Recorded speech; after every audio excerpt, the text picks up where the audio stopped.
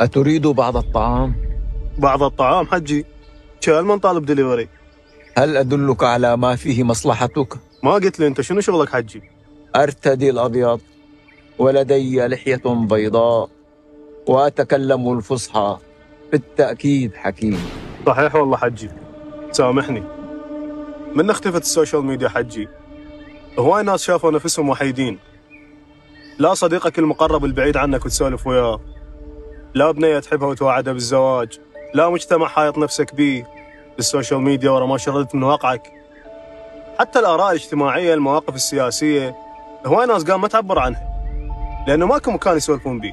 أكو ناس قام ما يعرفون هم منو أصلا، لأنه كانوا يعرفون نفسهم من خلال حياتهم بالسوشيال ميديا، مو حياتهم الحقيقية بالواقع. عندك حكمة حجي؟ لكن ماذا يعني أن تعرف نفسك من خلال السوشيال ميديا؟ يعني تبدأ تعرف نفسك بطريقة غريبة.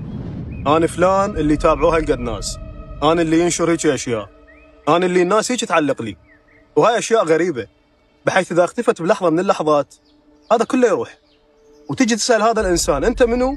ما يعرف هو منو. بينما حجي أنتوا هسه ما عندكم سوشيال ميديا، إذا أسألك أنت منو تقدر تقول لي أنت منو.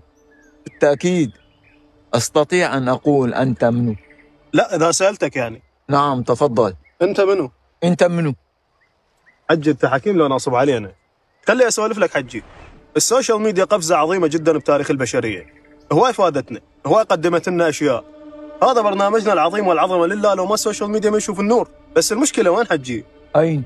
المشكلة الناس صارت تربط السعادة والاطمئنان بهاي المظاهر المزيفة، بينما الاطمئنان الحقيقي ما تجيب هاي المظاهر أبد. العلاقات الإنسانية اللي قدستها البشرية طول عمرها، الصداقة، الحب، الزواج، صارت عبارة عن مادة، محتوى، مال لايكات، ترندات.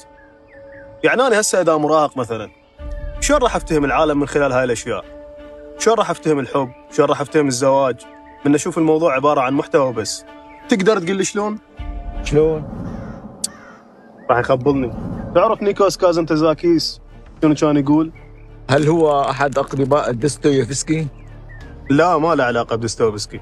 كان يقول ما أبسط الحياة يا حبيبتي إذا تأملنا حقيقتها، وما أبسط ما يلزم الإنسان لكي يكون سعيدا، ولكنه يفضل أن يضيع وراء أمجاد وهمية. أنا سعيد جدا.